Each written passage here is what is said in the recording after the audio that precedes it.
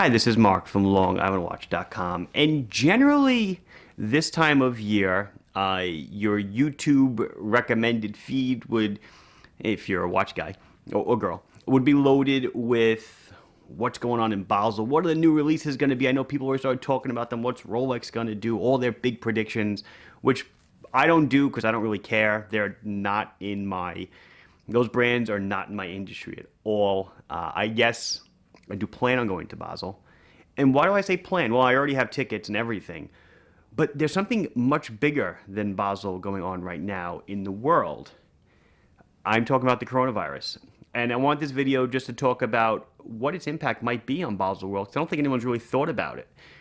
Back in 2003, 2004, when the SARS epidemic was bursting, Baselworld kind of split into two locations, and it didn't. People from Asia were not allowed to travel, and it was empty. It was a complete failure. The show basically more or less flopped. What's going to happen now? Well, the one good thing that that I can see is that the show should be the end of March next month. It always is. Always is right after the beginning of springtime. Last year in 2019, after the production group, whatever they call it, the exhibition group, decided they're going to move it to the end of April, beginning of May, to deal with SIHH and some other stuff. And more brands pulled out, notably Seiko and stuff, because they said, hey, this is just way too late for our production schedule, getting new models out, getting orders from customers for us to really introduce stuff.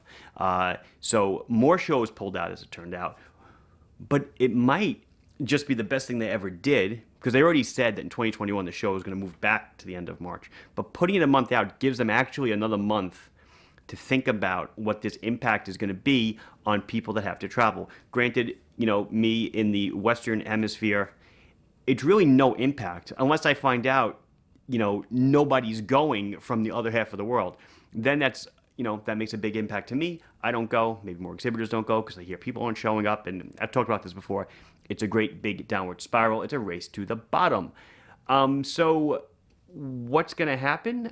I guess we'll see it play out. But in 2019, the Swatch Group pulled out, right? They weren't there.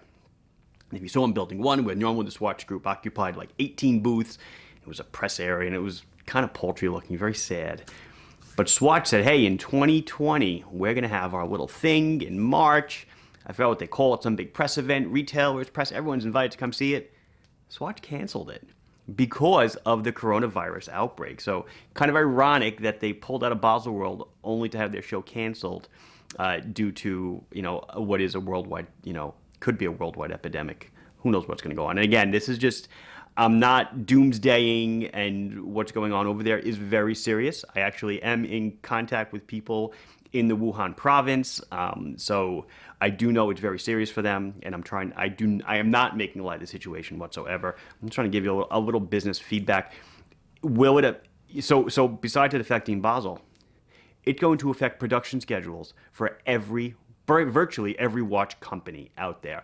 Because no matter what you make, just about, I'm going to say, unless you're like a Rolex or a Patek or one of those true manufacturers, you get something from China for your watches if you're a manufacturer, whether it be a strap, a spring, a screw, a case, a crystal, a dial, a hand, something comes from China. Seiko obviously makes a ton of stuff in China. What will this do to them if factories are closed for another couple of months? I think we're going to see a rolling impact in the months to follow of what's going on because of how important this is in the economic watch world that we live in. But for now, I believe the immediate concern is Baselworld and what will happen with it. So right before I went to go film this video, so I thought of this idea on a morning run. It's kind of what I do. It clears my head and I can think about different things. And it's like, before I do it, let me just Google it really quickly. And it turns out that somebody wrote something very brief about it, and that the show, the exhibition people for the show said they are closely monitoring the situation. So they've still got February, March, April. They got a little over 2 months at this point, almost 3 months to decide what the heck they're going to do. But anyway, that's about it. That's all I wanted to do is just discuss this with you because it's out there. It's the elephant in the room. We need to talk about it. Everyone's wondering what's going to happen to Basel, and I'm wondering, is Basel even going to happen? This has been Mark from LongIslandWatch.com. Please like the video if you enjoyed it. Subscribe to the channel. Follow me on Instagram. Put your thoughts down below. You know, maybe you're thinking about not going to Basel now too, and, you know, whatever. What does that mean to you? And I'll see you in the next video. Thanks for watching.